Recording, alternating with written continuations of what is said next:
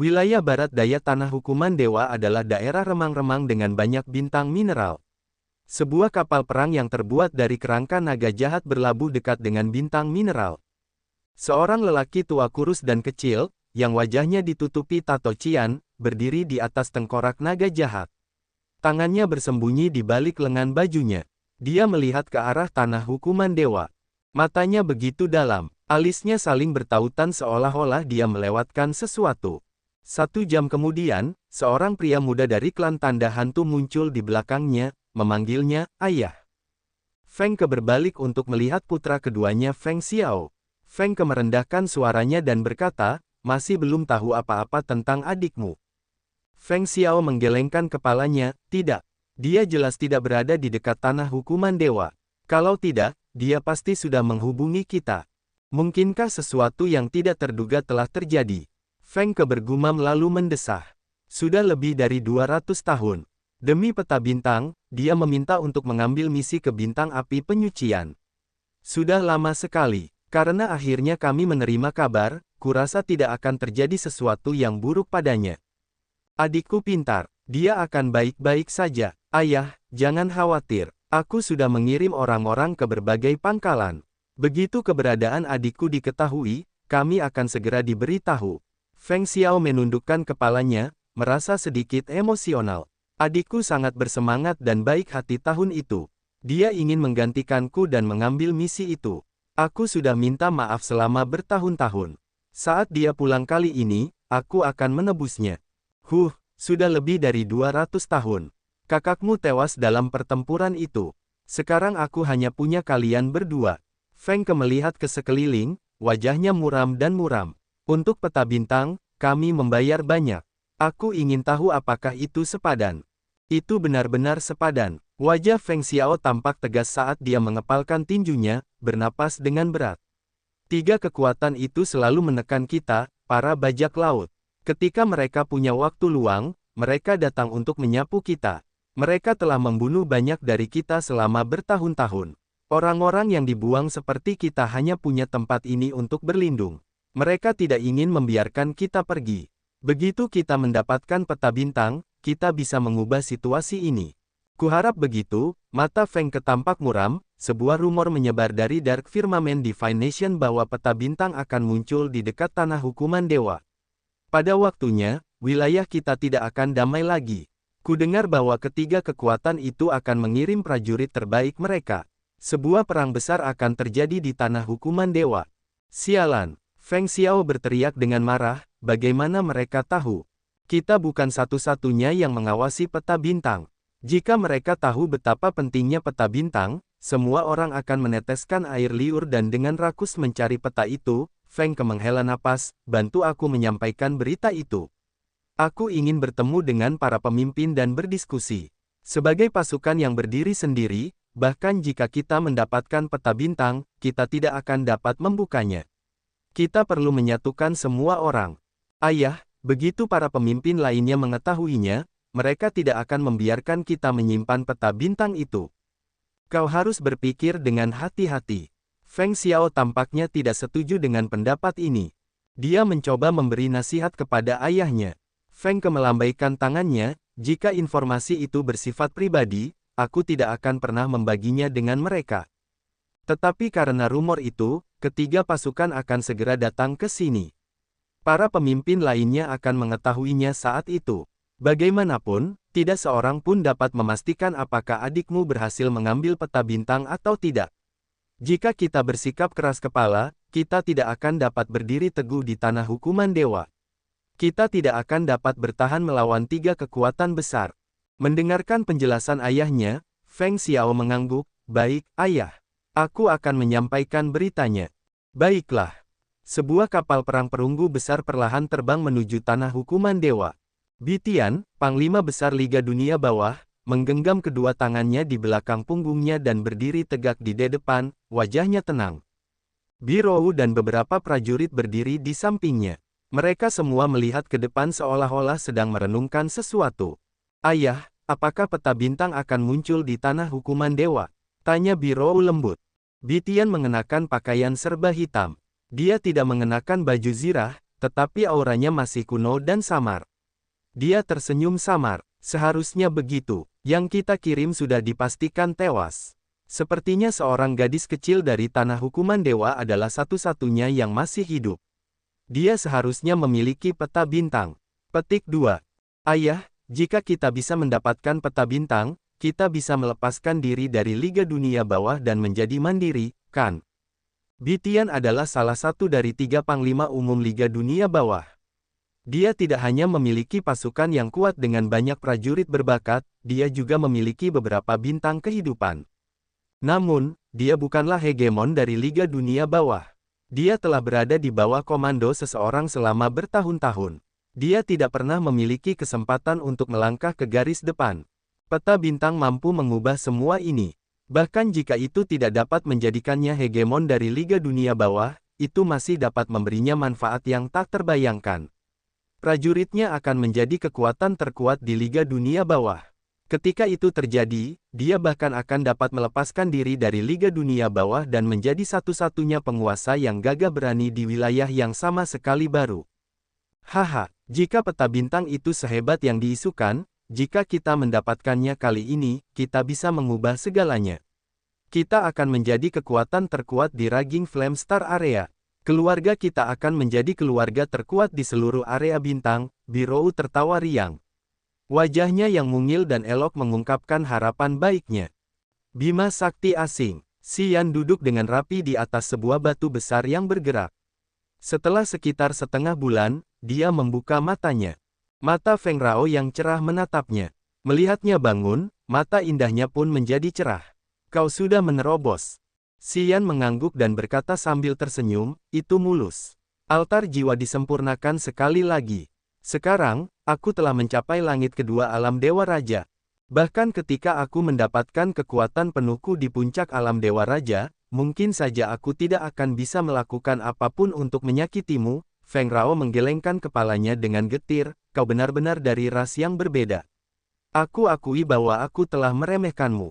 Anak ini adalah anomali di Grace Mainland kita, gumam Boruo, terus mengaguminya. Bao Ao dan Jie Ji saling tersenyum, saling memandang dengan pandangan iri. Tunggu sampai kalian pulih. Kalian juga akan cepat menembus batas. Aku tahu potensi kalian, Xian menghibur kelompok Bao Ao.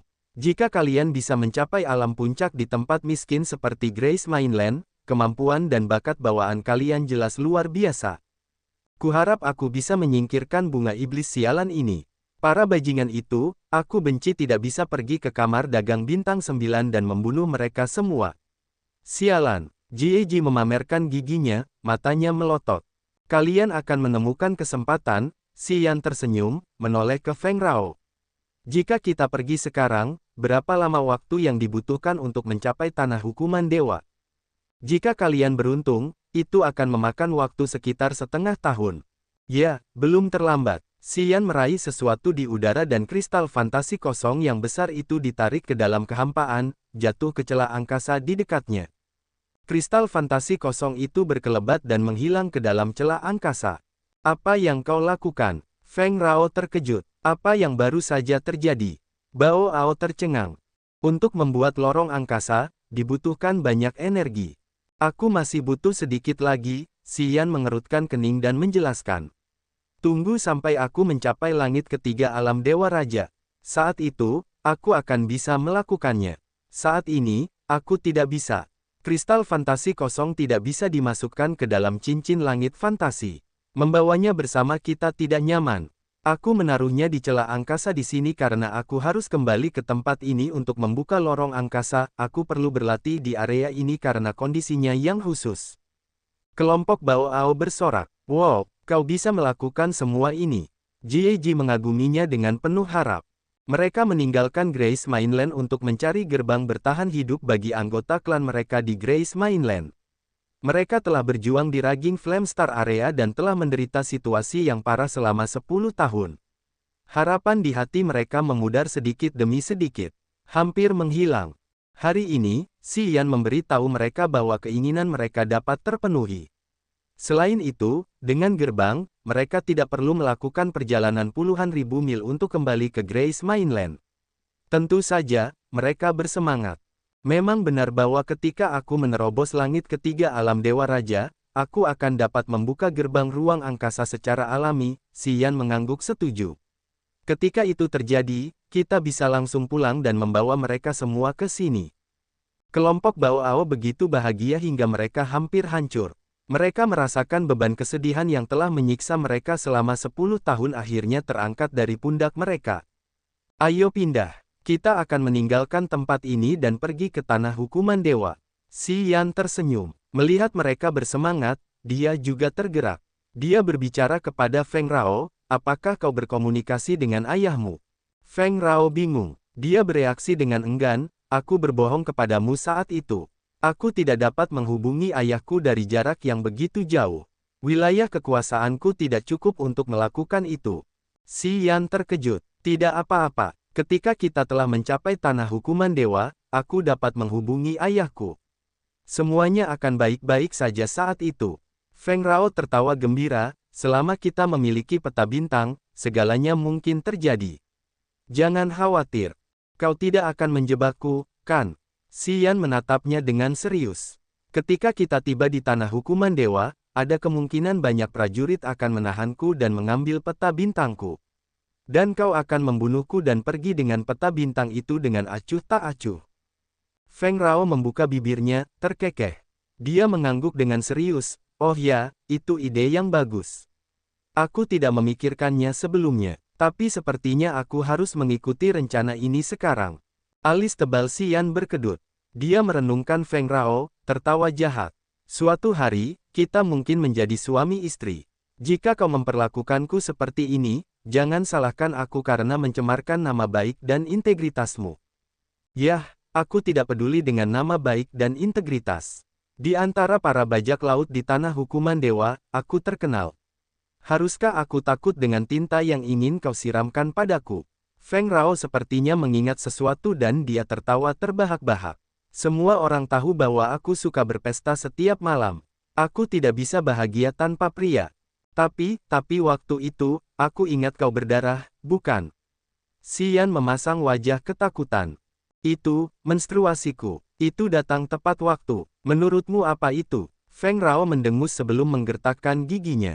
Mulut Xian berkedut. Ia tersenyum tetapi matanya tidak menunjukkan kegembiraan. Jadi, kau sama sekali tidak keberatan. Xian bukanlah orang bodoh. Ia memiliki banyak pengalaman di bidang itu. Sebagai pria yang berpengalaman, bagaimana mungkin ia tidak tahu apakah ia masih perawan atau tidak? Kelompok Bao Ao menatap mereka dengan tatapan aneh. Mereka ragu-ragu sejenak sebelum melompat menjauh seperti tiga Jiangshi saat mereka terikat oleh bunga-bunga iblis. Mereka tidak bisa bergerak dengan mudah. Aku tidak keberatan. Itu bukan masalah besar. Feng Rao meringis. Ia marah. Apa kau sudah selesai? Apa kau tidak merasa malu? Hahaha. Xian tertawa terbahak-bahak. Ia bahkan memegangi perutnya, sambil berjongkok. Oke.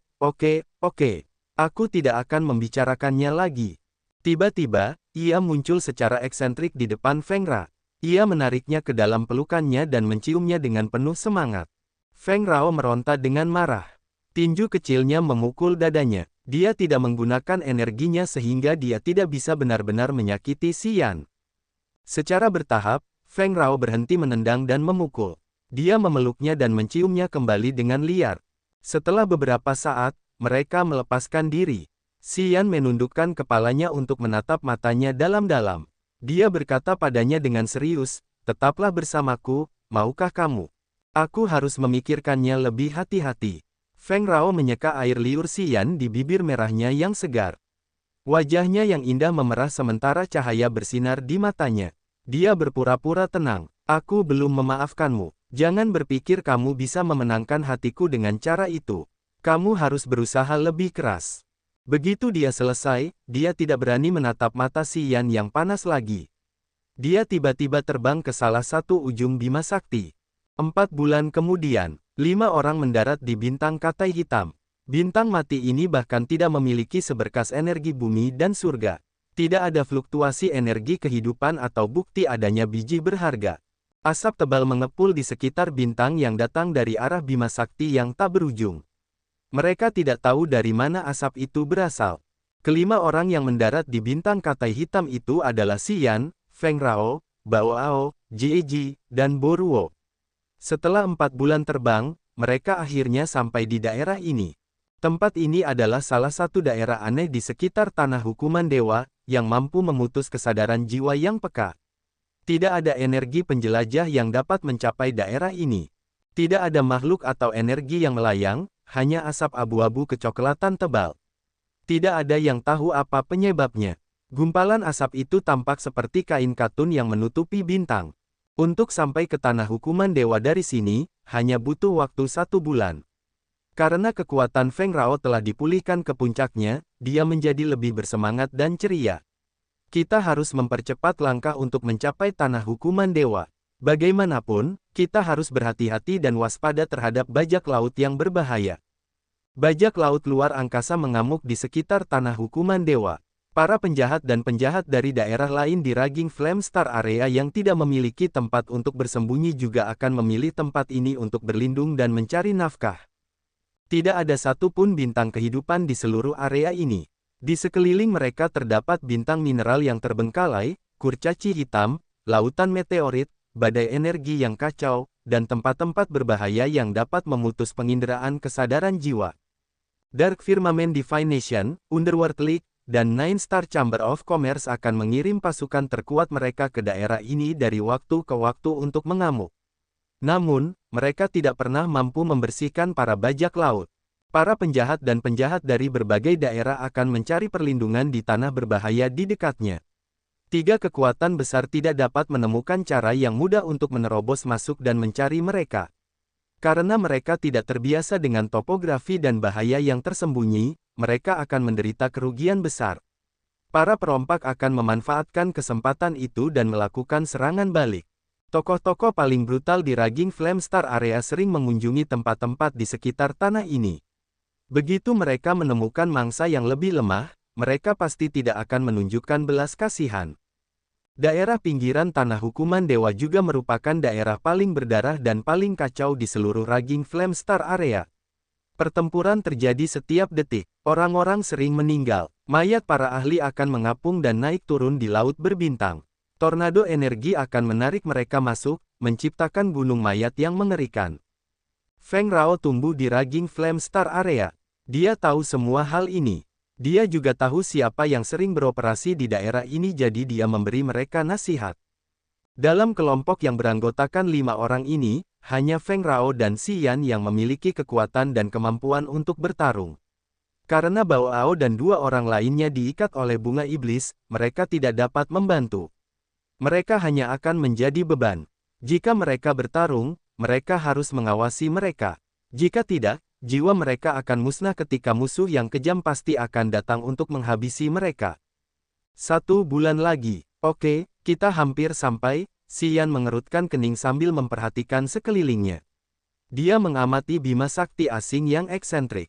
Dia perlu menerobos ke langit ketiga alam Dewa Raja. Dengan kristal fantasi kosong, dia 80% yakin bahwa dia dapat membuat jalur suci yang terhubung ke daratan kasih karunia dalam celah ruang yang padat. Cepat atau lambat, dia harus kembali ke sini. Dia mencoba mengingat tempat ini sehingga dia dapat kembali dengan mudah. Xian menghafal fitur-fitur khusus dan landmark dari area bintang ini. Kesadaran jiwanya berkedip, mengeluarkan peta bintang dari cincin langit fantasinya. Dia fokus pada peta bintang. Mata Feng Rao berbinar. Dia juga menempelkan matanya ke peta bintang di tangannya. Dia diam-diam menilai benda itu. Peta bintang ini terbuat dari kayu abadi. Potongan-potongan kayu dihubungkan satu sama lain dengan mantra dan teknik unik, menciptakan peta bintang yang rumit. Sekilas, peta itu tampak naik turun secara ajaib. Xian menatap peta bintang itu, laut kesadarannya bergolak. Hampir seketika, peta bintang yang luas dan rumit muncul di laut kesadarannya. Cahaya bintang bersinar ke arah tertentu. Kesadaran jiwa Xian bergerak di sekitar peta bintang di laut kesadarannya. Energi jiwanya dikonsumsi dengan cepat. Peta bintang diproyeksikan di kepalanya, menempati area yang luas. Jika dia ingin menjelajahi misteri peta bintang ini, dia harus menggunakan energi jiwanya dengan cepat. Dia harus menggunakan energi jiwa untuk menjelajahi dan menemukan lokasi yang ditandai di peta ini. Kesadaran jiwanya melayang di peta bintang yang rumit, menjelajahi cahaya bintang yang halus. Setelah beberapa saat, dia merasa bahwa jiwanya tidak dapat mengatasinya lagi. Peta bintang ini disajikan dalam tampilan langsung dan 3 dimensi. Namun, peta itu rumit dan terus berubah. Sepertinya ada kekuatan aneh yang membimbing kesadaran jiwa Si Yan ke suatu arah. Namun, lokasi itu terlalu jauh. Jika dia ingin menjelajahinya, dia harus menggunakan banyak energi jiwanya. Setelah 1 jam, dia merasa pusing sehingga dia menutup matanya. Peta bintang yang dilindungi di laut kesadarannya langsung lenyap. Kenangan tentang penjelajahannya baru-baru ini terhapus. Si Yan tidak dapat mengingat apapun. Dengan wajah tercengang, Si Yan mengerutkan kening dan bergumam, aneh sekali. Apa, kamu tidak dapat menemukannya? Feng Rao sangat penasaran. Dia mendekatinya, matanya terbuka lebar. Dia berkata, apakah kamu menemukan sesuatu? Sambil menggelengkan kepalanya, Si Yan memiliki begitu banyak hal yang tidak dapat dijelaskannya. Ia menjelaskan, peta bintang ini sangat aneh. Ia diproyeksikan langsung ke dalam kepala Anda.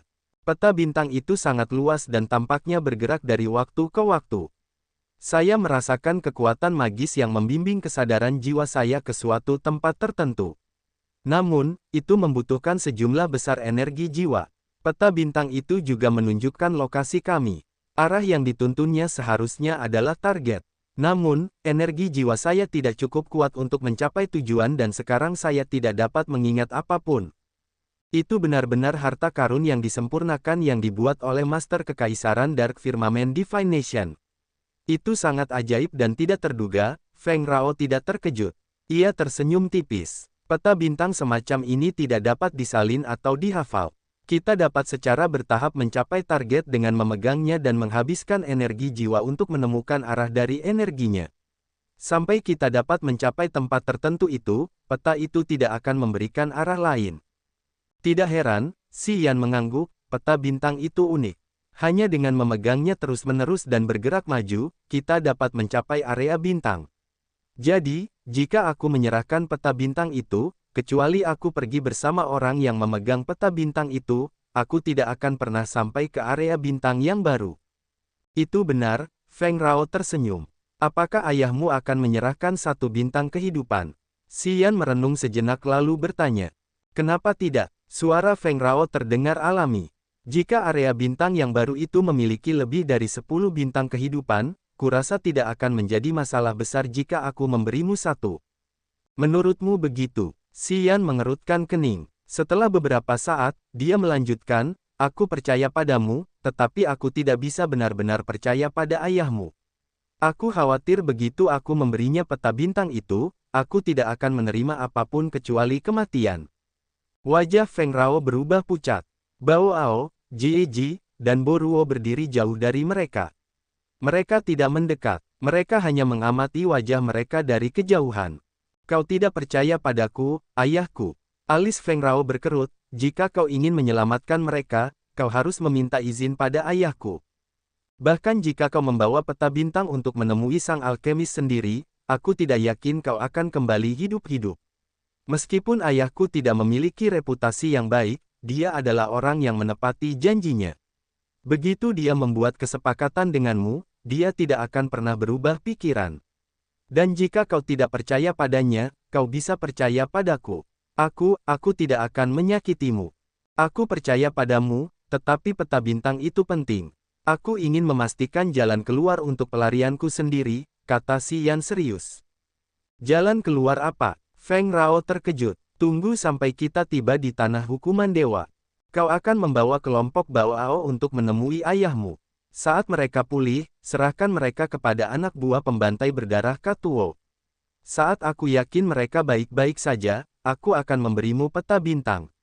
Terlepas dari apakah kau mengizinkanku menjelajahi area bintang baru bersamamu atau tidak, selama mereka bertiga baik-baik saja, aku bisa menerimanya, bahkan jika ayahmu berubah pikiran dan menolak memberiku bintang kehidupan, kata Si Yan. Kau tidak percaya pada kami, kan? Feng Rao mendesah lemah. Si Yan menatap suatu titik di cakrawala, matanya muram. Sejak hari pertama aku berada di Raging Flame Star Area, aku tidak pernah bertemu orang baik. Aku harus terus-menerus berurusan dengan konspirasi. Bukannya aku tidak percaya pada ayahmu.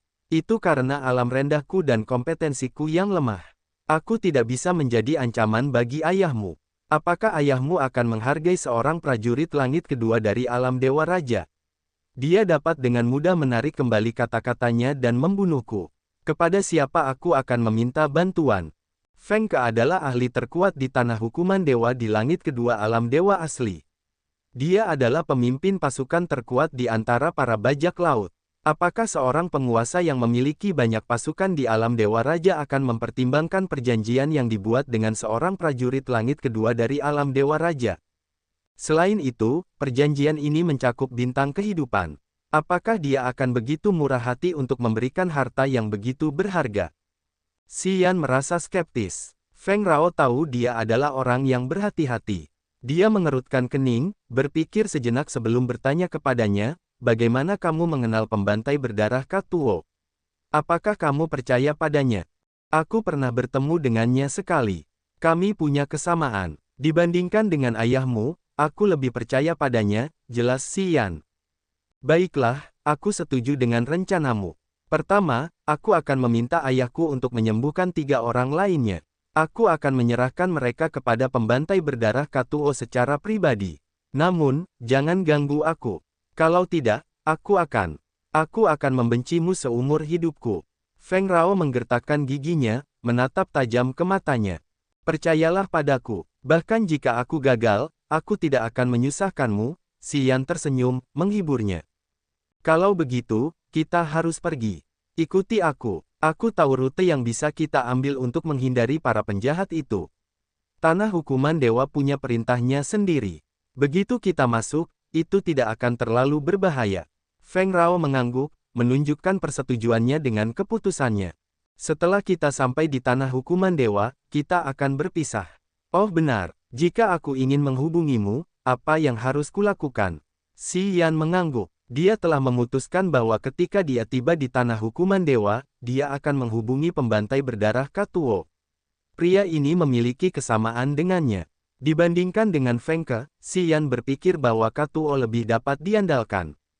Kota hukuman surga adalah pusat tanah hukuman dewa. Utusan ayahku tinggal di sana. Kau bisa pergi dan menemukan Mod. Feng Rao merenung sejenak sebelum melanjutkan, aku akan memberitahunya namamu. Saat kau bertemu dengannya, beritahu dia namamu. Dia akan membawamu kepadaku. Baiklah, kelima orang itu berangkat lagi, menuju tanah hukuman dewa. Tanah hukuman dewa adalah tempat yang aneh. Para pejuang yang tidak dapat menemukan tempat berlindung di Raging Flame Star Area, para penjahat yang melakukan kejahatan yang tak terkatakan, para penjahat, pencuri, penjahat, para pejuang yang mencari barang-barang khusus untuk kultivasi mereka, dan orang gila semuanya suka mengunjungi tanah hukuman dewa secara berkala. Tempat ini mengumpulkan orang-orang gila yang paling brutal di seluruh Raging Flame Star Area.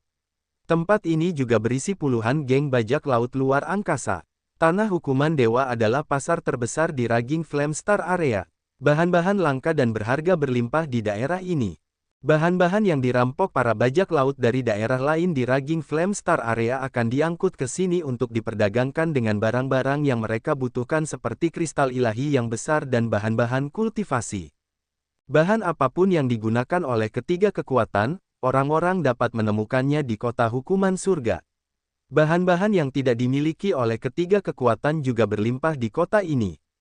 Tanah hukuman dewa saat ini berada dalam kekacauan yang paling parah. Namun, itu juga merupakan area yang paling menarik di Raging Flame Star Area yang dikelola oleh 4 pemimpin besar bajak laut luar angkasa. Feng Ke adalah salah satu dari 4 pemimpin bajak laut. Di antara keempatnya, dia juga yang terkuat. Russell mengelola Blue Demon dan Bloody Chief Skull. Barrett mengelola Black Curtain. Jie Nong mengendalikan Blood Rain. Ketiganya dan Feng Ke adalah 4 pemimpin terkenal dari Land of God Punishment. Rumah lelang terbesar di Heaven Punishment City, Heaven Punishment Wonderful Items, juga dikelola oleh keempat orang ini. Heaven Punishment Wonderful Items juga merupakan rumah lelang terbesar di seluruh Raging Flame Star Area.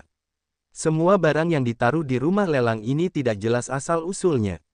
Biasanya, barang-barang itu adalah barang-barang yang dirampok para bajak laut dari 3 kekuatan besar dan kekuatan lain di sekitar Raging Flame Star area. Dan hanya Heaven Punishment Wonderful Items yang berani melelang barang-barang langka seperti itu. Land of God Punishment adalah bintang mineral terbengkalai yang sangat besar, yang bahkan lebih besar dari Grace Mainland. Kota hukuman surga adalah satu-satunya kota di tanah hukuman dewa. Kota itu jauh lebih besar dari negara biasa. Sebagian besar tempat di tanah hukuman dewa digunakan untuk membuat hanggar bagi kapal perang dan kereta perang. Pasukan bajak laut yang kuat memiliki wilayah mereka sendiri dengan tempat peristirahatan yang dilindungi. Seluruh tanah hukuman dewa dibagi menjadi beberapa wilayah dengan ukuran berbeda, yang masing-masing memiliki pemilik. Setiap pemilik adalah seorang ahli yang telah mengalami banyak pertumpahan darah dan pembantaian dan juga diakui oleh semua orang. Xian tetap berada di cakrawala tanah hukuman dewa untuk mengamati tanah ini. Dia kagum dan matanya berbinar. Sekilas, bintang mineral raksasa ini memiliki banyak jurang tempat kapal perang dan kereta perang bergerak ke sana kemari. Kereta perang sering melintasi cakrawala. Selain itu, beberapa prajurit bergerak di langit tanpa menggunakan kendaraan apapun seperti Xian. Prajurit-prajurit itu berasal dari berbagai ras. Beberapa tampak acuh tak acuh sementara yang lain tampak brutal dan ganas. Beberapa dari mereka menyeringai dan memperhatikan yang lain seperti sedang memperhatikan mangsanya. Seperti sekawanan hewan buas, mereka akan saling menyerang secara acak. Tanah hukuman dewa adalah tempat tanpa hukum. Di luar kota hukuman surga, tidak ada yang peduli dengan hidupmu. Tidak ada negosiasi, tidak ada waktu untuk berdebat. Feng Rao tampak bersemangat, menunjuk ke kota dan menjelaskan, orang-orang yang datang untuk membeli bahan-bahan budidaya di sini dibunuh tepat setelah mereka keluar dari kota. Lihat, para penjahat itu menunggu di sekitar kota hukuman surga untuk menyergap prajurit yang lebih lemah. Bisakah kamu melihat semua mayat dari berbagai ras di tanah dingin di sana? Xian melihat sambil menunjuk. Wajahnya sedikit berubah lalu mengangguk. Di sekitar kota hukuman surga, para ahli menunggu sambil menyeringai dan menatap mangsanya. Begitu mereka menemukan target, mereka akan segera menyerang, tanpa menunjukkan belas kasihan. Di dekat tembok, mereka dapat melihat mayat-mayat yang tidak lengkap atau kerangka binatang buas, yang menciptakan pemandangan yang mirip dengan neraka Sura. Kota hukuman surga bukanlah tempat yang aman sampai ayahku, Russell, Barrett, dan Jienong membuat peraturan di sini. Tidak ada pertempuran yang diizinkan di kota hukuman surga. Setelah momen itu, kedamaian dibawa ke sana. Feng Rao menjelaskan secara rinci. Siapapun yang berani main-main di kota hukuman surga akan dihancurkan oleh keempat kekuatan. Setelah begitu banyak pertumpahan darah dan kematian, kami akhirnya menertibkan. Perkelahian dilarang di kota, yang melindungi prajurit yang lebih lemah yang datang ke sini untuk membeli barang. Jika prajurit yang lemah datang untuk membeli barang-barang di barang-barang luar biasa hukuman surga, apakah mereka akan bisa pergi? Apakah mereka harus tinggal di sini selamanya? Xian terkejut. Nah, bukan seperti itu, Feng Rao tersenyum, mereka bisa menghabiskan banyak uang untuk menyewa penjaga. Blue Demon milik ayahku dan Bloody Chief School milik Russell bisa melindungi dan menyelamatkan mereka. Tentu saja, mereka harus membayar sejumlah besar kristal suci sebagai biaya perlindungan. Di kota hukuman surga, selain barang-barang ajaib hukuman surga, ada begitu banyak toko yang menjual ramuan spiritual dan kristal ajaib. Anda bahkan dapat menemukan budak, wanita cantik, kitab suci rahasia, kereta perang, dan bahkan seluruh kapal perang. Toko-toko itu milik para bajak laut. Mereka merampok dan kemudian menjualnya. Beberapa toko dikelola oleh personel kunci organisasi bajak laut. Mereka menjual barang-barang yang asal-usulnya tidak jelas. Sebagian besar dari barang-barang itu adalah barang curian yang hanya dijual dan dibeli secara umum di sini. Xian mengangguk. Ketika dia dan pembantai berdarah Katuo berpisah, dia memberinya kristal biru sebagai tanda kepercayaan. Dia menyuruh Xian pergi ke kota hukuman surga dan menemukan Kafu. Xian menebak bahwa Kafu seharusnya menjadi pemilik toko di kota hukuman surga. Katuo mungkin menjual barang curian untuk membeli kapal perang dan bahan budidaya yang dibutuhkannya, yang akan membuat pasukannya lebih kuat. Kota hukuman surga memiliki lusinan toko yang dikelola oleh bajak laut. Banyak pemimpin bajak laut memiliki basis budidaya alam Dewa Raja Langit Ketiga di sekitar tanah hukuman dewa. Pembantai berdarah Katuo tidak terlalu terkenal.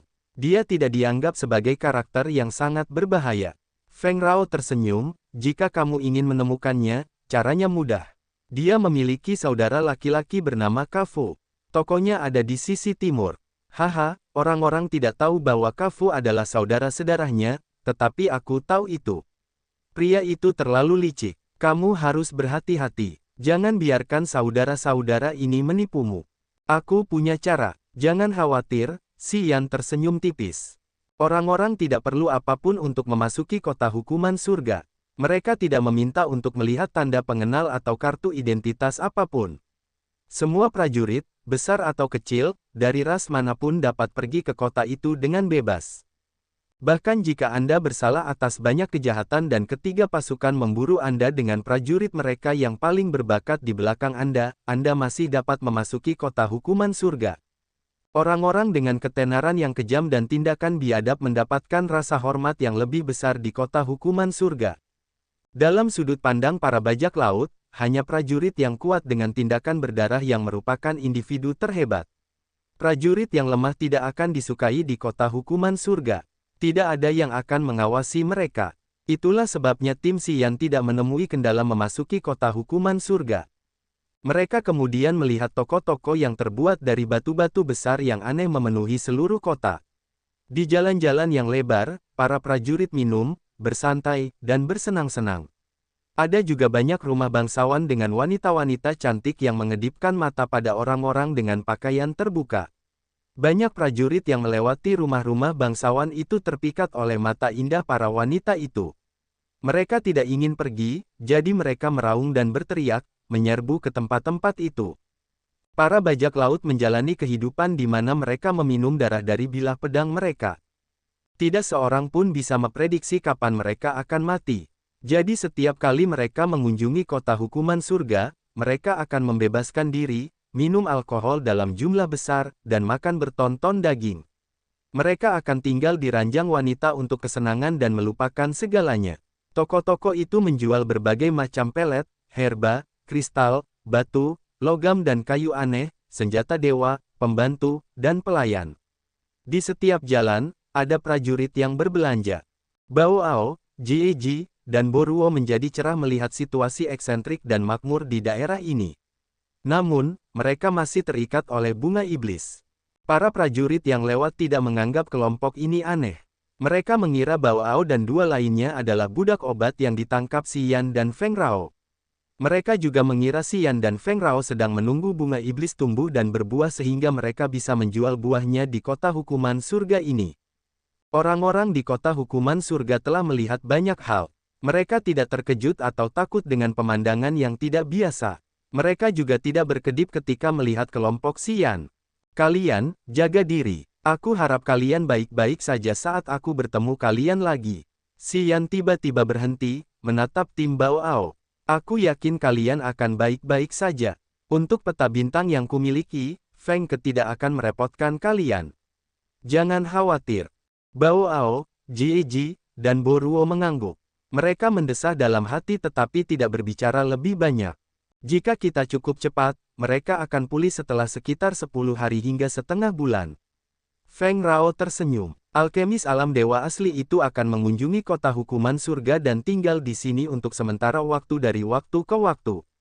Ketika kami tiba di sini, saya melihat banyak orang berkumpul di tempatnya. Saya pikir dia ada di kota sekarang.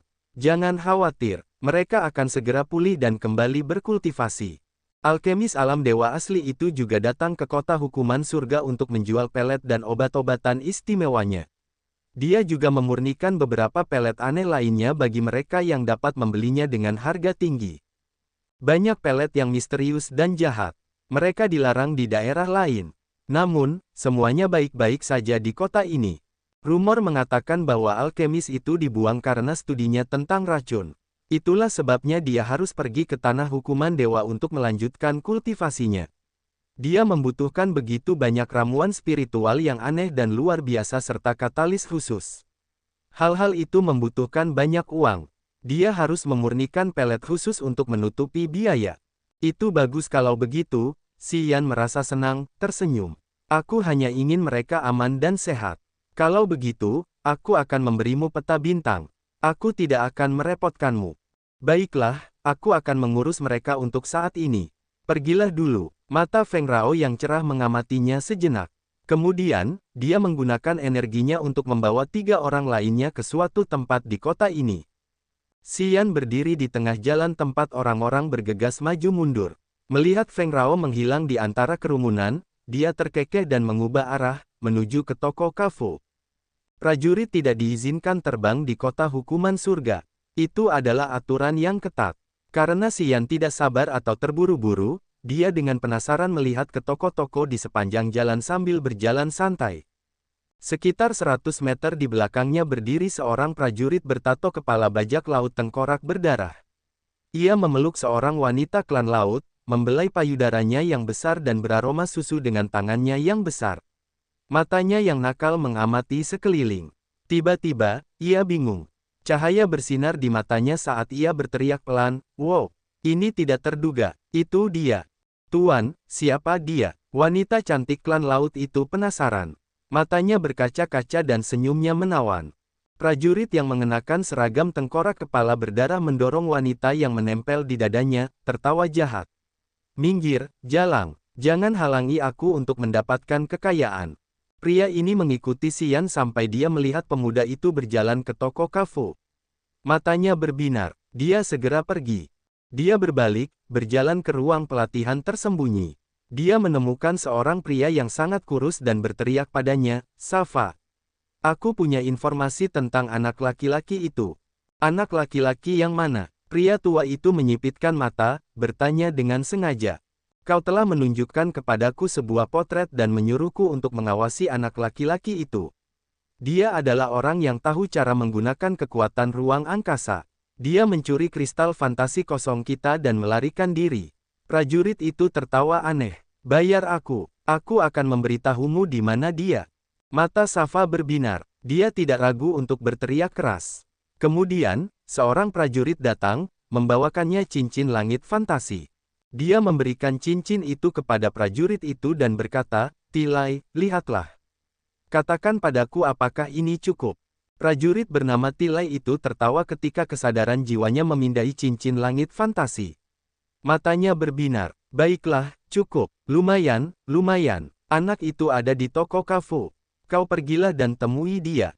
Tilai segera pergi, tidak memberi Safa waktu untuk meminta informasi lebih lanjut. Safa menunggunya menghilang. Dia segera mengeluarkan batu suara.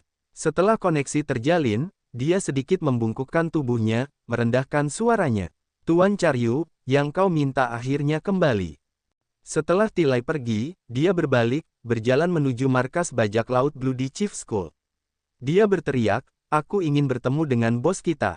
"Untuk apa kau ingin bertemu dengannya?" "Aku ada urusan dengannya. Bos kita ada di ruang rahasia. Pergilah ke sana sendiri." "Bagus." Tilai dengan bersemangat menyerbu ke ruang rahasia, mengetuk pintu batu. Dia kemudian merendahkan suaranya untuk memanggil, "Bos, aku punya berita penting untuk dilaporkan. Ini tentang bocah yang menggunakan kekuatan ruang angkasa." Derit. Pintu batu terbuka lebar. Russell, pemimpin bajak laut, sedang duduk bersila di atas teratai biru. Dia menyipitkan mata dan bertanya, "Di mana dia?" "Di toko kafo. Aku baru saja melihatnya." "Kurasa dia belum pergi," jawab Tilai dengan hormat. "Kau telah mendapatkan pahala. Ambillah 100 kristal ilahi berkualitas tinggi. Dan berikan aku kereta perang." Russell tiba-tiba berdiri, wajahnya penuh kegembiraan. Dia tertawa puas. Tilai membungkuk, tertawa, dan berbalik. Sebuah kapal perang mengambang dengan tenang di barat daya tanah hukuman dewa. Charyu berdiri di depan, tangannya membelai batu suara. Dia tampak terguncang. Dia menyipitkan mata, langsung mengirimkan aliran kesadaran jiwa ke ruang kultivasi Ziyao. Ziyao terbang keluar dari kamarnya untuk menemui Charyu. Dia berteriak, "Paman Charyu, apakah kamu menerima berita tentang Xian?" "Ya, dia ada di tanah hukuman dewa.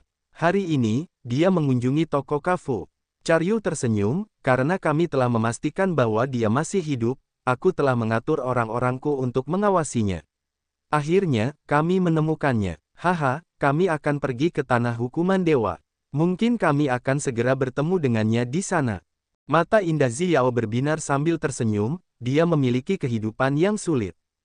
3 bulan lalu, Charyu menerima informasi bahwa Xian adalah orang yang telah menggunakan kekuatan luar angkasa dalam pertempuran itu.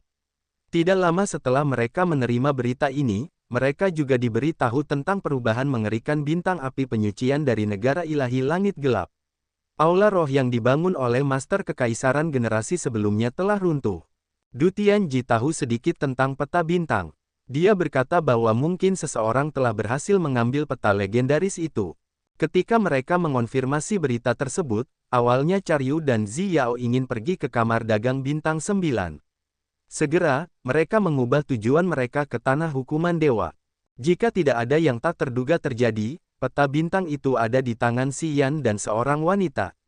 Yang Mulia mengirimi saya pesan yang mengatakan bahwa Leona dan Ao Guduo sedang bergerak dengan kecepatan tercepat mereka ke tanah hukuman dewa. Sudah 2 bulan. Saya pikir mereka akan segera mencapai tanah hukuman dewa, jelas Charyu. Bajingan itu adalah bencana. Dia tidak membawa kedamaian kemanapun dia pergi. Xiao menggertakkan giginya. Dia senang sekaligus marah. Saya harap dia baik-baik saja. Entahlah kenapa berita tentang peta bintang tersebar luas.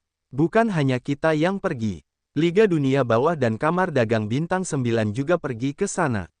Tidak lama kemudian, tanah hukuman dewa akan menampung banyak orang dan itu akan menjadi situasi yang rumit. Charyu mengusap kepalanya seolah-olah dia sedang sakit kepala. Tidak mudah untuk mendapatkan peta bintang. Anak itu juga ada hubungannya dengan peta bintang. Situasi ini semakin buruk. Paman Charyu, kamu sudah familiar dengan tanah hukuman dewa. Bisakah kita langsung pergi ke sana sekarang? Xiao sedikit khawatir. Tentu saja kita harus pergi ke sana. Bagaimanapun, kita tidak bisa menggunakan kapal perang. Kita harus sampai di sana dengan diam-diam dan menyembunyikan identitas kita. Charyu telah merencanakan sebelumnya. Ia menjelaskan, mereka yang tinggal di tanah hukuman dewa sangat memusuhi kita, terutama aku. Aku telah diserang dan harus menghancurkan mereka selama bertahun-tahun. Kita tidak dapat mengirim kapal perang. Itu terlalu jelas. Itu akan menyebabkan masalah yang tidak perlu. Ya, aku akan membawa Yalan dan Taimu. Kau harus membawa Aogera saja. Kita akan menggunakan kereta perang. Ketika kita sampai di tanah hukuman dewa, kita harus merahasiakan identitas kita. Jika tidak, kita tidak bisa pergi dengan damai. Feng Ka, Russell, Barret, dan Jie Nong semuanya berada di alam dewa asli. Mereka tidak lebih lemah dariku. Alam Feng Ka 1 tingkat lebih tinggi dariku. Jika aku muncul di sana dengan gegabah, mereka akan marah. Kita hanya bisa mencoba untuk tetap bersembunyi. Xiao mengangguk. Tunggu sampai Leona datang. Tidak apa-apa. Ketika dia datang, orang-orang yang harus melarikan diri adalah para bajak laut. Charyu tersenyum. Kita akan pergi ke sana dan menyembunyikan identitas kita. Kota hukuman surga tidak pernah memeriksa identitas siapapun. Baiklah, aku akan mengatur cara untuk sampai ke sana. Kita bisa naik kereta perang untuk sampai ke sana, kata Xiao dengan tegas. Hei, jika tidak apa-apa untuk tidak membawa Aogera bersamamu, jangan bawa dia. Dia tidak cocok dengan anak laki-laki itu. Begitu mereka bertemu, mereka mungkin akan bertarung. Charyu ragu-ragu sejenak sebelum mengingatkannya dengan ramah. Petik 2. Itu sulit. Selagi dia masih hidup, aku tidak bisa menyingkirkannya. Jangan khawatir, jika dia mencoba melawan Xian, aku akan mengatasinya. Kalau begitu lakukan sesukamu. Jika semuanya berubah menjadi kacau, jangan salahkan aku karena tidak mengingatkanmu. Ya, aku mengerti. Markas Iblis Biru, Kota Hukuman Surga. Begitu Feng Rao yang membawa Bao Ao, Jie Ji, dan Boruo muncul, para perompak di markas itu terus-menerus berteriak karena mereka sangat terkejut. Nona muda kita kembali. Dia kembali. Banyak bajak laut Blue Demon mengikuti dan membungkuk untuk menyambutnya. Mereka semua tampak sangat gembira. Sebelum Feng Rao pergi tahun itu, ketenarannya selalu bagus di antara para bajak laut Blue Demon. Banyak orang telah menerima bantuannya. Mereka semua sangat menghormatinya. Kemunculannya telah membangkitkan semangat para prajurit di pangkalan. Mereka keluar dari ruang kultivasi mereka untuk menyambutnya pulang. Adik perempuan, Feng Xiao muncul. Dia begitu bahagia hingga tertawa terbahak-bahak. Akhirnya, kau pulang. Ayah selalu mengkhawatirkanmu. Senang kau pulang sekarang. Di mana ayahku? Apakah dia ada di sini? Tanya Feng Rao. Tidak di kota hukuman surga. Dia ada di pangkalan kita yang lain di tanah hukuman dewa. Aku akan memberitahunya. Dia akan segera datang. Haha, ketika dia mengetahui bahwa kau aman dan sehat, dia akan sangat bahagia, dia akan segera sampai di sini. Feng Xiao sangat senang, mengamati adik perempuannya. Adik perempuan, kamu jauh lebih kurus. Di mana kakak laki-lakiku? Feng Rao melihat ke sana kemari, bertanya dengan heran. Dia yang bertanggung jawab atas markas ini, bukan? Senyum di wajah Feng Xiao memudar. Matanya menjadi suram. Dia tewas di medan perang. Kamar dagang bintang 9 menyapu dia dan anak buahnya. Dia telah pergi selama 100 tahun. Feng Rao memucat, air mata masih menggenang di matanya. Dia berdiri dengan bingung, bertanya, mengapa? Tinggal di tanah hukuman dewa, kita siap mati di medan perang.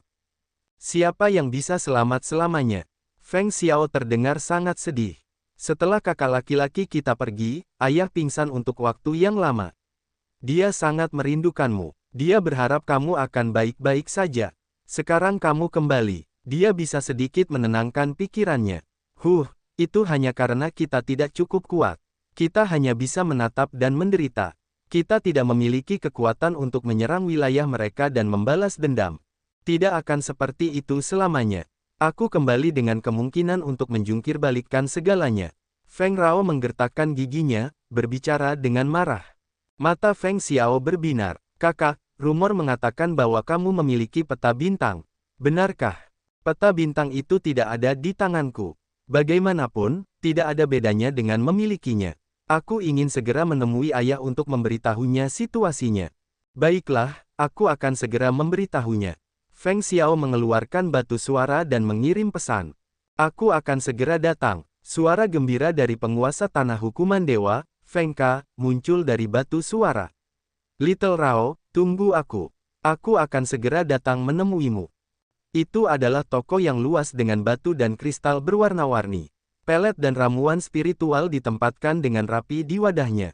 Aroma manis dan segar keluar darinya, memenuhi toko. Seorang prajurit yang lugas yang tidak memiliki lengan kanan sedang berbaring santai di sofa empuk. Dia mengintip orang-orang yang berjalan di jalan. Ini adalah pembantai berdarah Katuo. Dia memiliki sebuah toko untuk menjual barang-barang yang dia curi. Namun, toko itu agak sepi akhir-akhir ini. Setelah Katuo gagal dalam misi di medan pecahan ledakan bintang matahari, reputasinya yang buruk pun jatuh. Dia juga pergi untuk berkultivasi secara menyendiri. Sudah lama sejak dia pergi merampok kapal perang.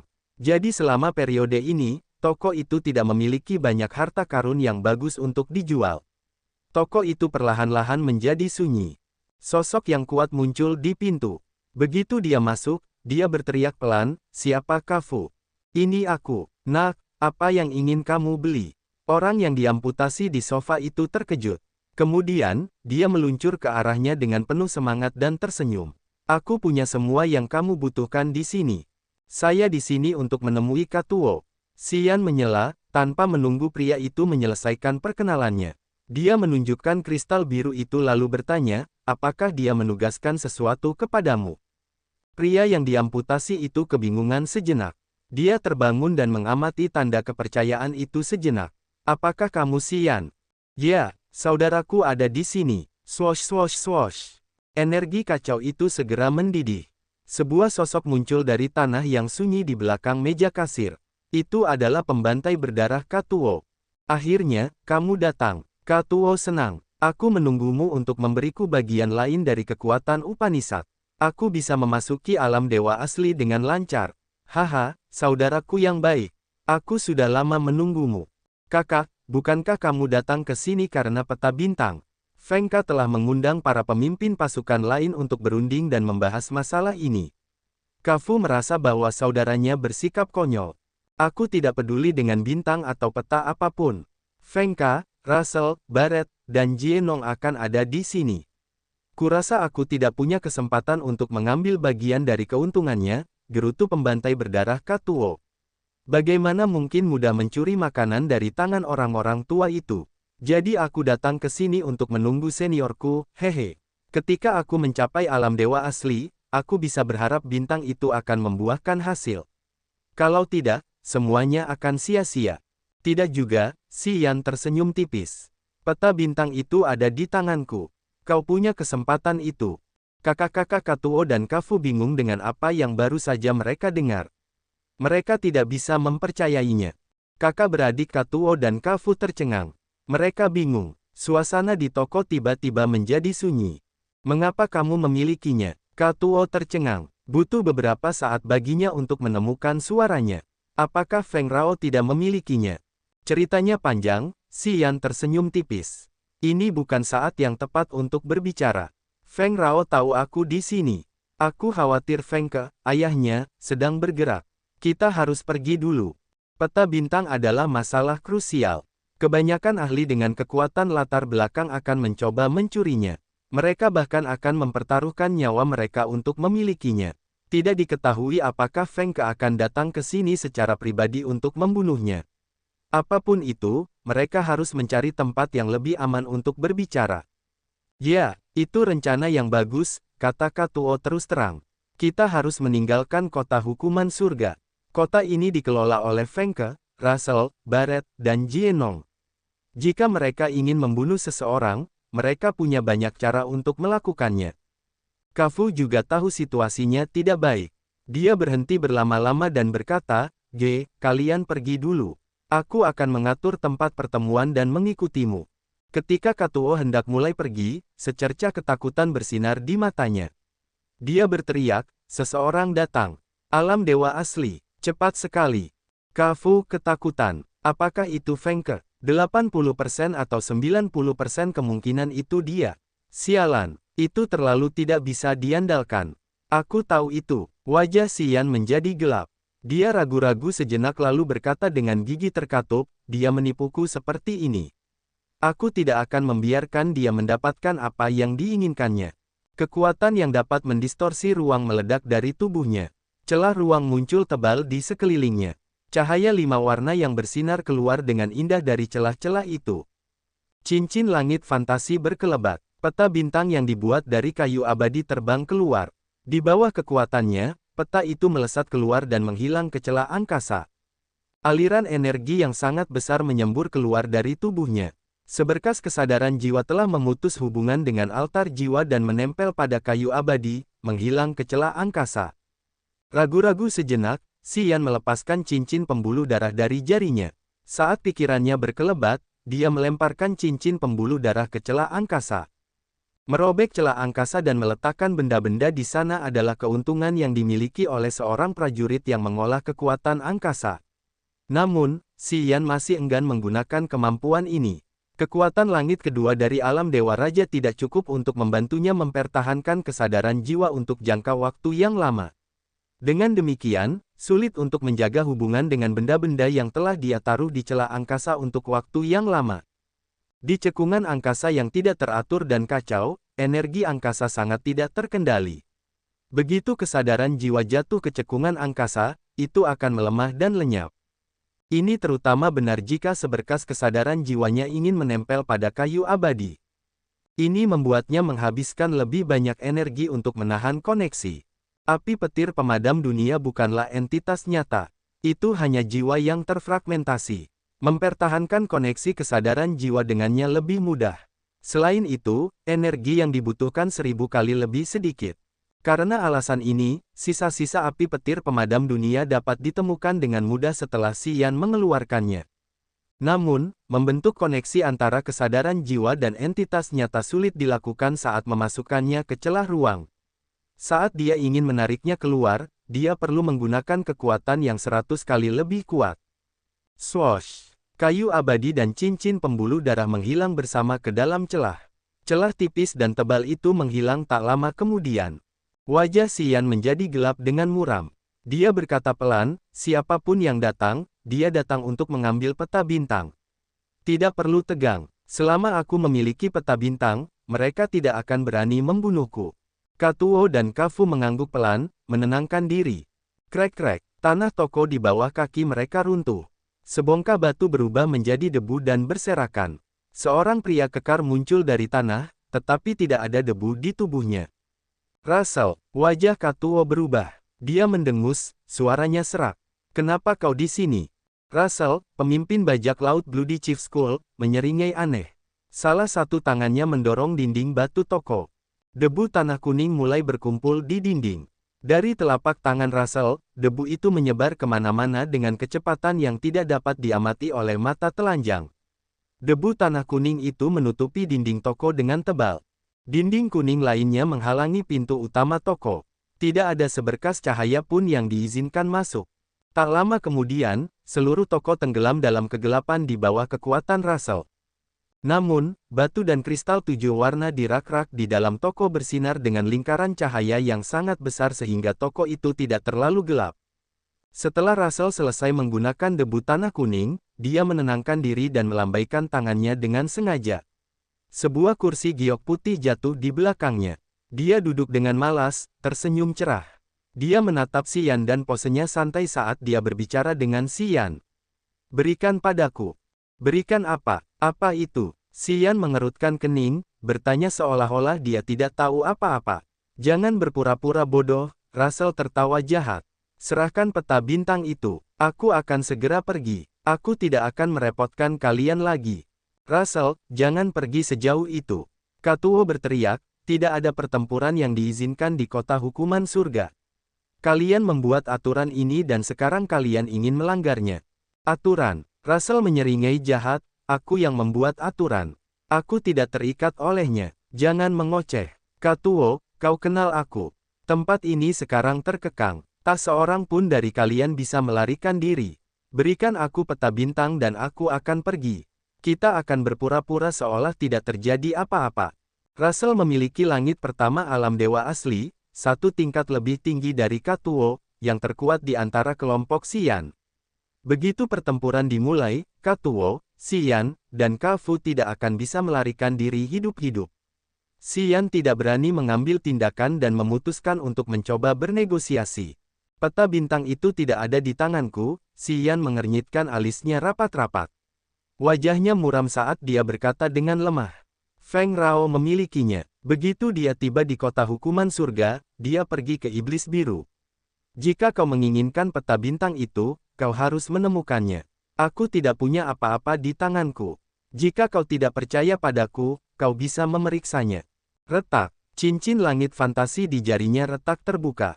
Barang-barang yang tersimpan di dalam cincin itu muncul. Mereka bisa melihat kuali pengembalian alam semesta asli, pesawat ulang-alik pemecah langit, kayu penyihir petir, sumsum kristal 5 elemen, dan beberapa harta karun yang telah disempurnakannya. Semua berbaris di depan Xian, berputar. Ketika cincin langit fantasi meledak, barang-barang yang disimpannya akan terekspos. Katuo dan Kafu menatapnya dengan mata aneh. Russell juga kagum. Dia mengerutkan kening tetapi matanya tidak meninggalkan harta karun dan bahan-bahan budidaya aneh, yang mengambang dan berputar. Tidak, bukan ini. Tidak. Wajah Russell menjadi gelap. Matanya bersinar saat dia menggunakan kesadaran jiwa untuk menjelajahi barang-barang itu. Kemudian, dia berteriak, tidak satu pun. Targetnya adalah peta bintang. Barang-barang lainnya bukanlah yang dia inginkan. Karena dia tidak melihat peta bintang di sana, Russell mengatupkan rahangnya, meringis. Aku hanya punya satu cincin langit fantasi. Cincin itu rusak. Semua bahannya ada di depanmu. Kau bisa memeriksanya sesukamu. Xian bersikap tenang dan wajar, aku tidak punya tempat penyimpanan lain.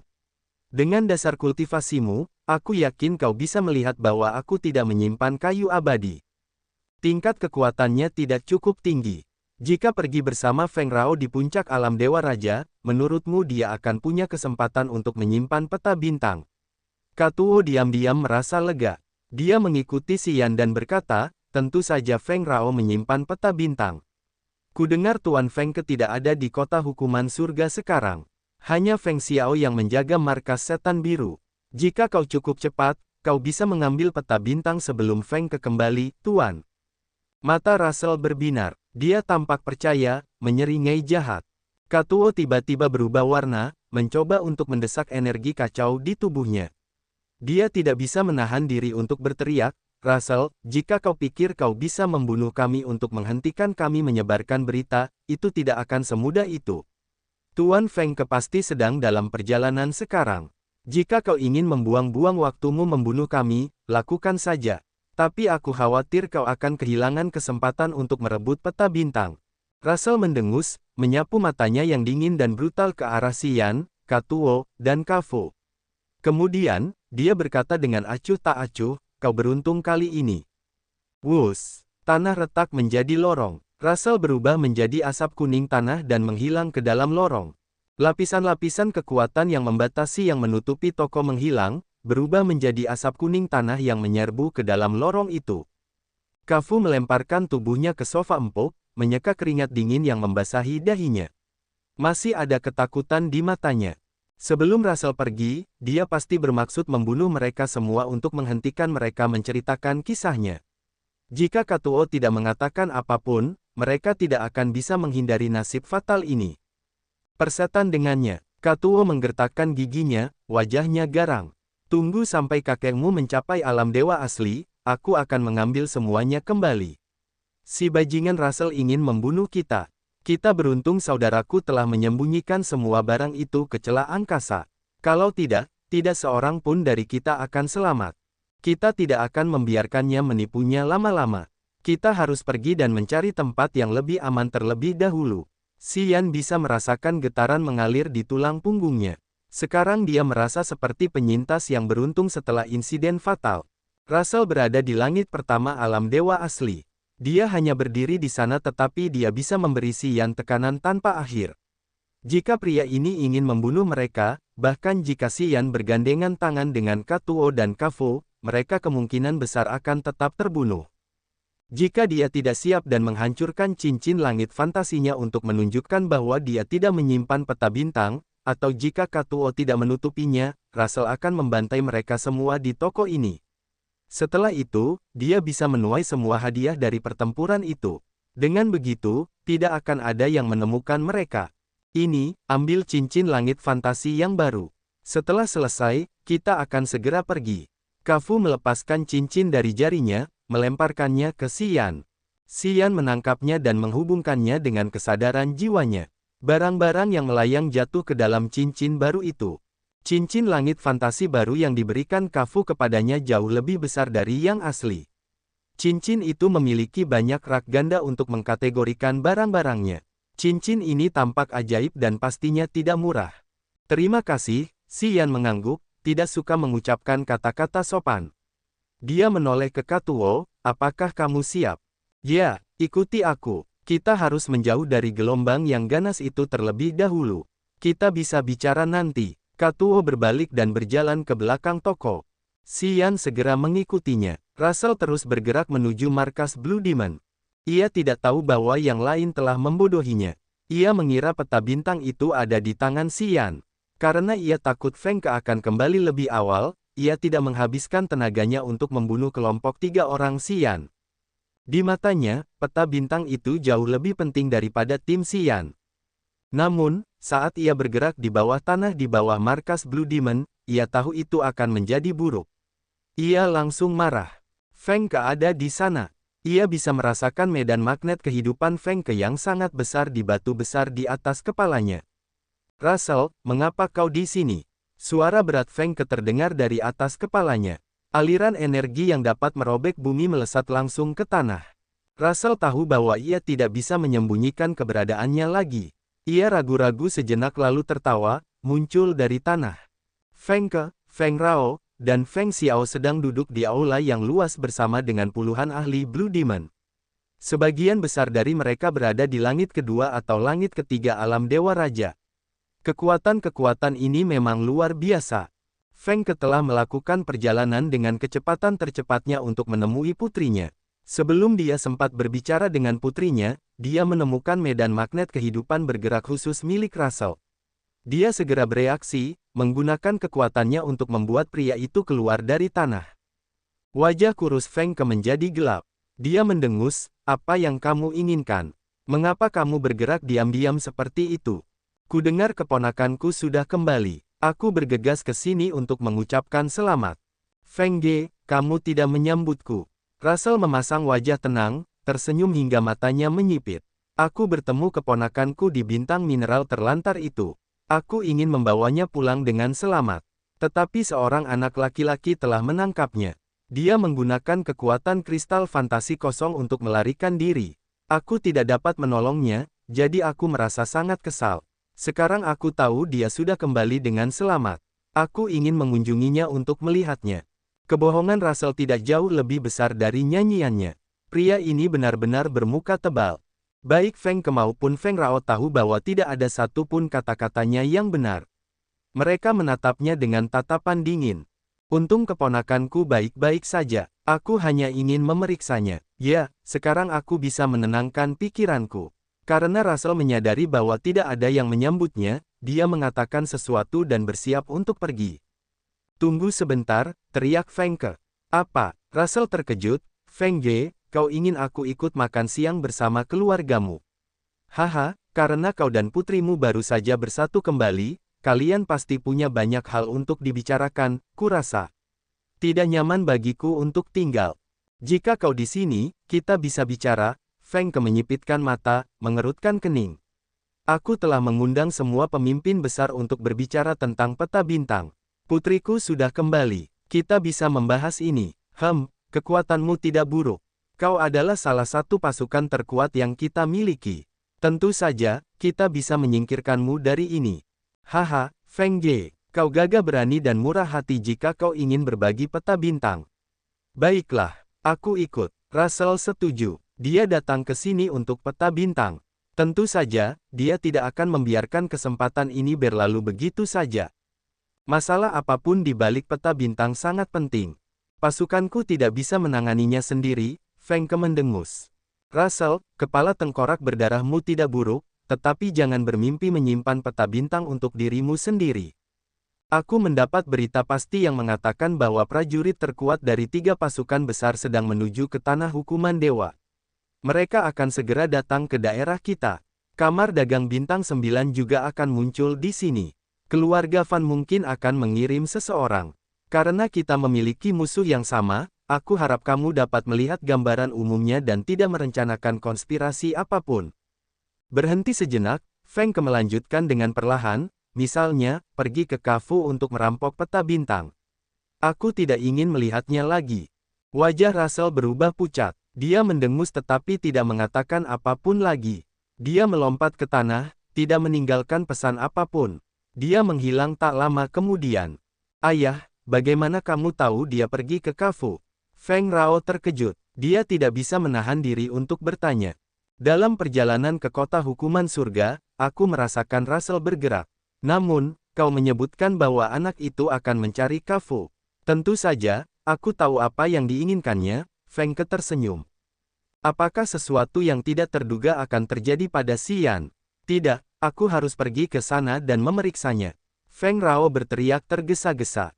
Feng Ke dan Feng Xiao sedikit terguncang. Mereka menatapnya dengan wajah aneh.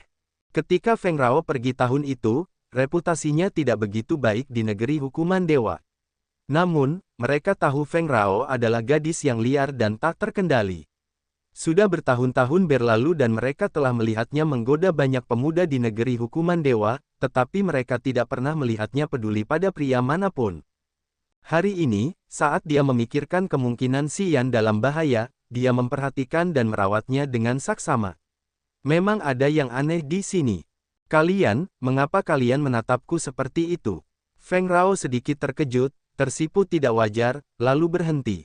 Feng Ke menatap matanya. Dia merenung sejenak lalu berkata, jangan khawatir. Anak itu seharusnya baik-baik saja. Kalau tidak, Russell tidak akan terburu-buru ke sini. Jika dia mendapatkan peta bintang, dia akan segera meninggalkan tanah hukuman dewa. Kepedulian mengganggu pikiran yang sehat. Feng Rao teringat akan hal ini, dia menggigit bibir merahnya dan tersenyum. Dia membodohi Russell. Haha. Adik kecil, katakan padaku hubungan seperti apa yang ada antara kamu dan anak itu. Feng Xiao terkejut sejenak. Akhirnya, dia tidak bisa menahan rasa ingin tahunya. Aku bisa melihat bahwa kamu peduli padanya. Apa yang terjadi? Siapa dia? Apakah dia orang dalam yang dikirim oleh Dark Firmament Divine Nation? Tidak ada hubungan. Kami baru saja mengatasi banyak kesulitan bersama. Kami adalah teman dekat. Selain itu, pria itu sama sekali tidak biasa. Potensinya tidak terbatas. Saat dia berkultivasi, dia akhirnya akan menjadi salah satu prajurit terkuat dari Dark Firmament Divine Nation. Kata Feng Rao dengan sungguh-sungguh. Aku belum pernah melihatmu menghargai orang seperti itu. Apakah dia benar-benar sebaik yang kamu katakan? Tanya Feng Ke dengan wajah serius. Kurasa, wajah Feng Rao juga serius. Meskipun dia hanya memiliki basis kultivasi alam Dewa Raja Langit kedua sekarang, aku yakin bahwa jika dia mempertaruhkan nyawanya dan melawanku, aku tidak akan menang. Aku akan menjadi pecundang yang akan mati. Dia akan selamat dan hidup atau mati. Mendengarnya, Feng Ke dan Feng Xiao gemetar ketakutan. Di negeri hukuman dewa, Feng Rao terkenal dengan ketangguhan dan keuletannya dalam menguasai kekuatan Upanishad yang aneh.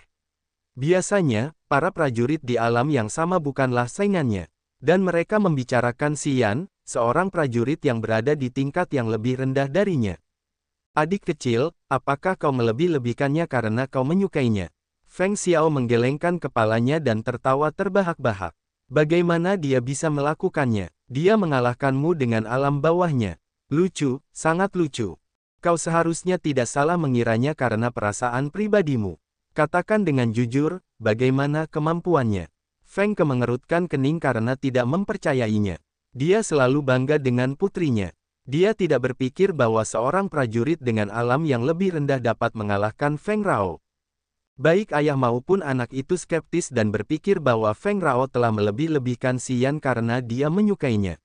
Hal ini membuat Feng Rao kesal, membuatnya malu sekaligus marah. Dia berkata dengan enggan, kau akan lihat nanti. Baiklah, aku ingin memeriksanya, Feng Ke mengangguk. Bagaimana dengan 3 orang lainnya?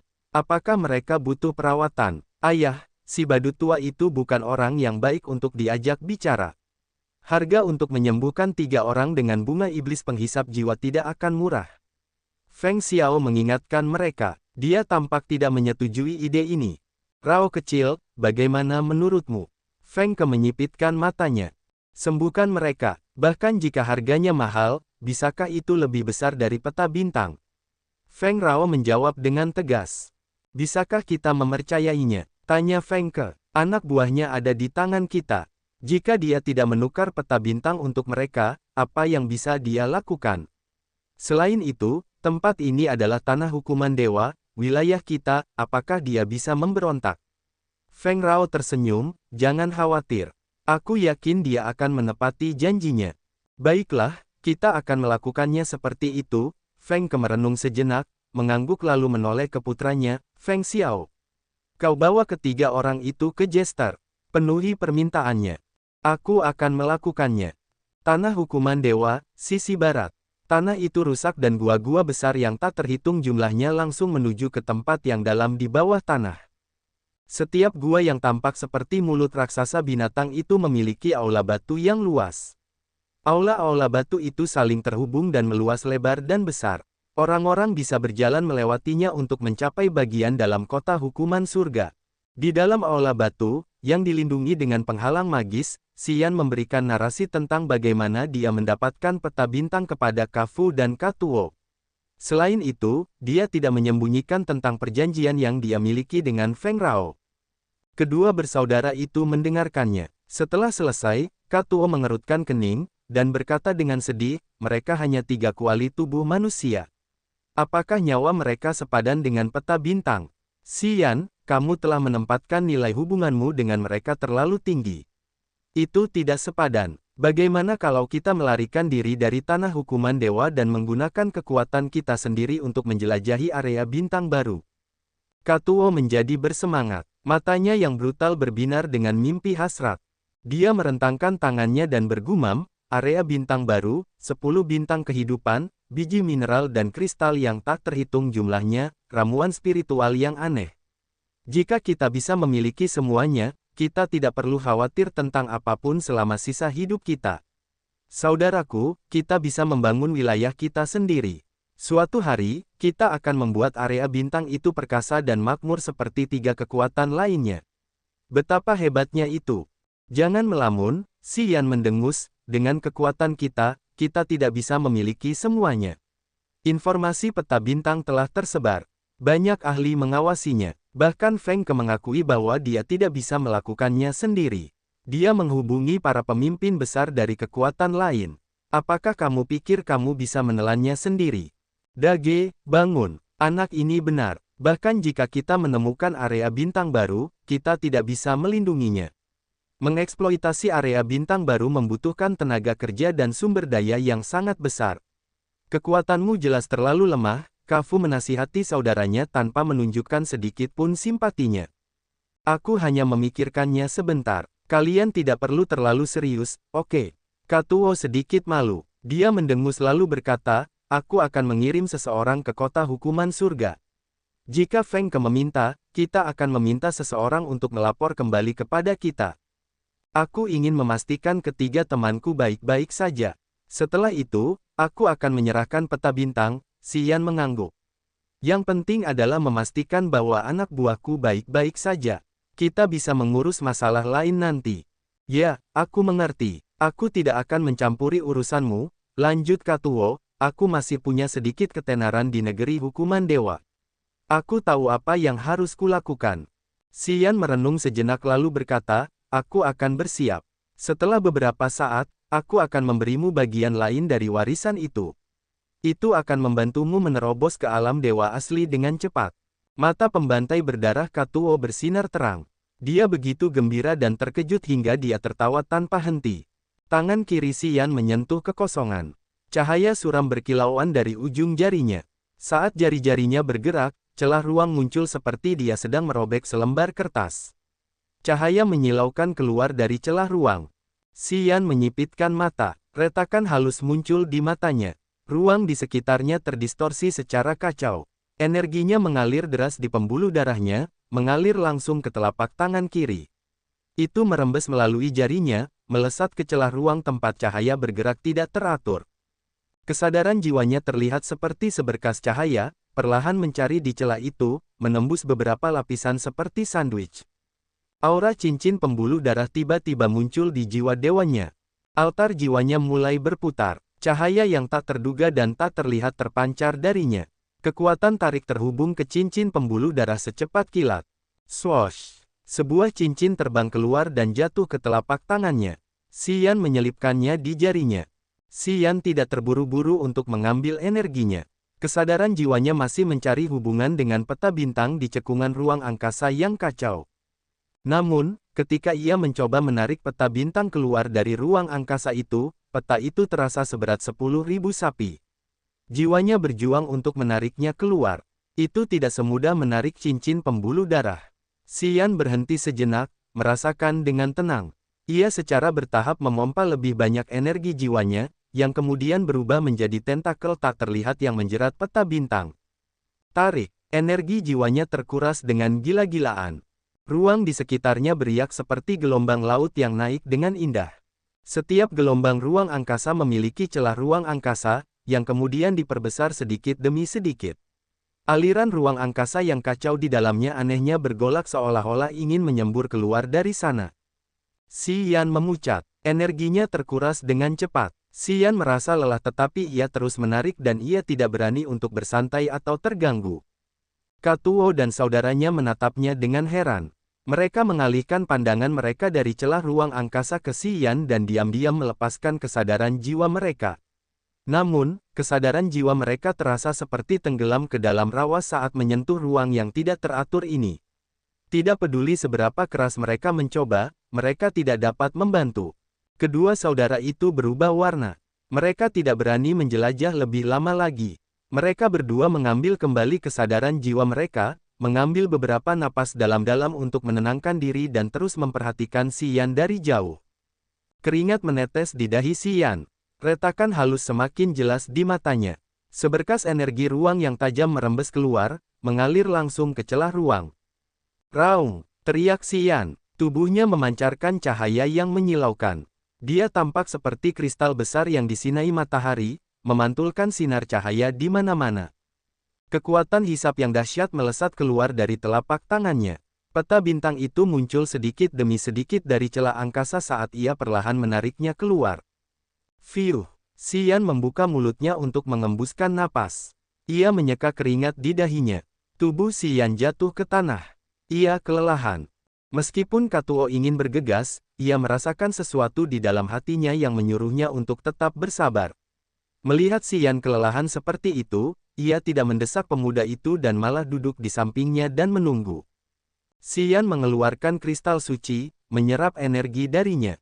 Setelah waktu yang lama, ia membuka matanya perlahan, tersenyum lemah. Kita beruntung tidak terjadi hal yang tidak terduga. Menarik keluar peta bintang memang menghabiskan banyak energi, kan? Katuo tercengang. Tapi kau mengeluarkan cincin itu dengan cukup wajar. Aku melihatmu tidak berusaha untuk menarik keluar cincin itu. Ia bukan satu-satunya yang curiga. Xian juga tidak tahu bagaimana itu bisa terjadi. Ia merasa seperti berjalan dalam kabut, tidak menyadari sekelilingnya. Baik peta bintang maupun cincin pembuluh darah adalah objek. Akan tetapi, mengambil cincin pembuluh darah hanya menghabiskan sedikit energi jiwanya. Begitu kesadaran jiwanya terhubung dengan cincin itu segera kembali dari cekungan angkasa. Akan tetapi, peta bintang telah menghabiskan banyak energinya. Dasar bodoh, itu adalah harta karun rahasia yang terhubung dengan kehidupan saudaraku. Keduanya saling terkait. Itulah sebabnya dia dapat mengambilnya kembali dengan mudah. Katuo merasa lebih memahaminya, memutar matanya ke arah adik laki-lakinya dan menjelaskan. Benarkah? Kafu menggelengkan kepalanya, tidak begitu percaya pada saudaranya. Jangan bicara, kumohon. Aku perlu membuatnya tenang untuk sementara waktu. Xian mengerutkan kening. Kedua saudara itu segera menutup mulut mereka. Saat jari Xian membelai cincin pembuluh darah, kesadaran jiwanya meresap ke dalamnya. Di bagian kiri warisan pria itu, apakah ada masalah dengan itu? Sebuah roh muncul dari cincin itu. Ada 3 hal yang perlu kau ingat. Aku hanya bisa memberitahumu ini sekali. Setelah aku memberimu warisan, aku akan tertidur. Aku tidak akan punya cukup energi untuk berbicara lagi untuk waktu yang lama. Pertama-tama, setelah aku memberimu warisan, kau harus menggunakan jiwa dewa untuk membaca mantra yang mendorong sihir di segelmu dan mengambil seberkas jiwa aslinya. Kemudian, tahan seberkas jiwa aslinya di segelmu. Setelah itu, dia akan menjadi penasihat. Kau akan dapat mengendalikan hidupnya. Kedua, lain kali kamu menelan altar jiwa, jangan nikmati manfaatnya sendirian. Bagilah energi jiwa yang telah dimurnikan menjadi sinar dan kirimkan sebagian kepadaku untuk memulihkannya. Kemudian, aku akan memiliki lebih banyak energi untuk berbicara lebih banyak kepadamu. Dan kamu harus menerima lebih banyak altar jiwa. Itu akan baik untukmu, jauh lebih efektif daripada sekadar membuat tubuh dewamu lebih kuat. Aku pikir tidak ada prajurit di area bintang ini yang akan mengetahui rahasiamu. Kamu tidak perlu terlalu khawatir. Kamu harus mencoba untuk memurnikan altar jiwamu lebih banyak dan membuatnya tidak dapat dihancurkan. Terakhir, kumpulkan api surga dan gabungkan secepat mungkin. Sebelum kamu menerobos ke alam dewa asli, kamu harus menggunakan teknik pemurnian ilahi api surga untuk memurnikan api surga. Itu akan memberimu bantuan besar saat memadatkan jiwa asli. Jiwa asli yang diciptakan oleh api surga jauh lebih menakutkan daripada jiwa asli dari prajurit alam dewa asli lainnya. Ia memiliki lebih banyak kemampuan magis. Ingat, kamu harus mengumpulkan semua api surga sebelum kamu mencapai puncak alam dewa raja. Setelah roh cincin menasihatinya tentang 3 hal ini, warisan itu pun hampir selesai. Siapa kau? Aku tidak tahu apapun tentangmu atau apapun yang baru saja kau katakan. Bisakah kau menjelaskannya lebih rinci? Aku hanyalah sisa-sisa jiwa. Sebagian besar ingatanku telah hilang. Aku hanya bisa memulihkannya sedikit demi sedikit dari kehampaan. Saat ini, aku tidak bisa memberimu bantuan lebih banyak. Tolong setidaknya beritahu aku apa misiku di sini. Jadilah lebih kuat, jauh lebih kuat, terobos dan naik level secepat mungkin. Ini adalah misi terpentingmu saat ini. Baiklah, aku tidak bisa membuang waktu lagi. Aku akan memberikan mantra itu kepadamu. Aku harus memadatkan warisan itu. Energiku terbatas. Roh cincin memutuskan komunikasi. Tak lama kemudian, aliran ingatan jiwa menyusup ke otak Xian. Mantra itu sulit dibaca. Sepertinya mantra itu tidak memiliki arti sebenarnya. Itu hanya serangkaian suara ajaib.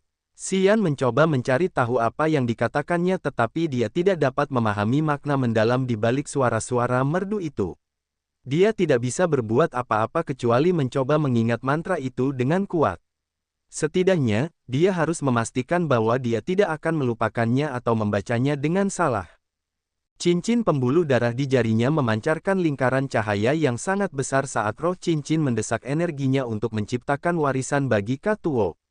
Katuo tidak bisa menahan diri untuk tidak menjadi lebih bersemangat. Dia menggosok tangannya, gembira. Dia tertawa puas dan bodoh pada saat yang sama.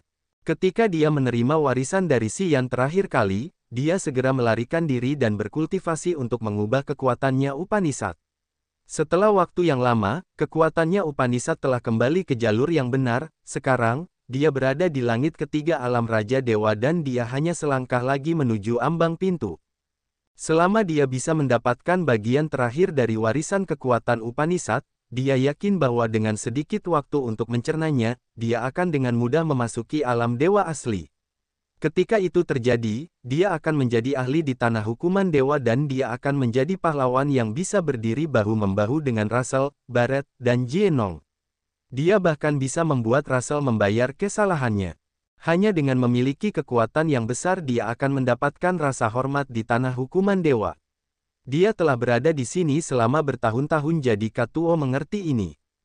Dage, aku harus mengucapkan selamat padamu kali ini. Kafu juga bersemangat. Dia tertawa riang. Setelah waktu ini, Dage, kamu akan menjadi penguasa di suatu wilayah di tanah hukuman dewa. Aku sangat senang. Haha. Anjing gila Russell itu. Aku akan membuatnya kehilangan mukanya. Katuo menyeringai, matanya brutal dan haus darah. Ledakan. Cahaya pelangi melesat keluar dari mana-mana dari cincin pembuluh darah. Getaran energi yang besar menyebar dari cincin itu. Aliran esensi warisan terlihat di telapak tangan Xian. Aliran itu tampak seperti kabut yang kacau dan kabur dengan kekuatan yang sangat kuat di intinya. Tubuh Katuo menggigil. Dia menjadi tenang. Matanya yang panas menatap esensi warisan, bahkan tidak berkedip. Xian tersenyum. Dia menggunakan energi vital dari kekuatan hidup dan mati untuk mengikat warisan esensi, mendorongnya ke arah Katuo. Sementara warisan esensi menghilang ke mata Katuo, Katuo gemetar karena benturan itu. Energi kacau menyembur keluar dari tubuhnya. Domain dewa aktif secara otomatis, menyeret dan menghisap puing-puing dan sisa-sisa benda keluar angkasa untuk menciptakan medan magnet yang terdistorsi dan kacau. Katuo memejamkan mata dan duduk bersila. Dia menahan napas dan berkonsentrasi mempelajari misteri warisan esensi. Dia mencoba menyatukannya dengan jiwa dewa dan menjadikannya bagian dari segel Upanishadnya. Pada saat yang sama, Xian duduk dan memperhatikan setiap perubahan yang dialami Katuo. Katuo menggigil. Riak energi yang terdistorsi dan kacau meluas darinya seolah-olah dia mengambil energi dari puing-puing luar angkasa dan sampah lainnya untuk meningkatkan intensitas di dalam tubuh dewanya. Altar jiwa Katuo muncul jauh di pupilnya. Itu bersinar dengan gemilang seolah-olah terbuat dari kristal. Itu adalah pemandangan yang indah. Xian mengamati semuanya, sampai dia melihat altar jiwa Katuo berputar dan jiwa dewa mulai mengambil warisan esensi. Dia juga menggumamkan mantra yang sulit dibaca yang diberikan roh cincin kepadanya. Mantra itu bergoyang di laut kesadarannya seperti sambaran petir yang menyerang laut kesadarannya. Laut kesadarannya mendidih dengan keras sementara guntur meledak di atas altar jiwanya. Aliran kesadaran jiwanya digerakkan oleh mantra itu, menyerbu menuju tanda ajaib di jiwa dewanya. Sementara laut kesadarannya bergolak dengan gelombang besar yang bergelombang, jiwa dewanya tetap stabil seperti gunung.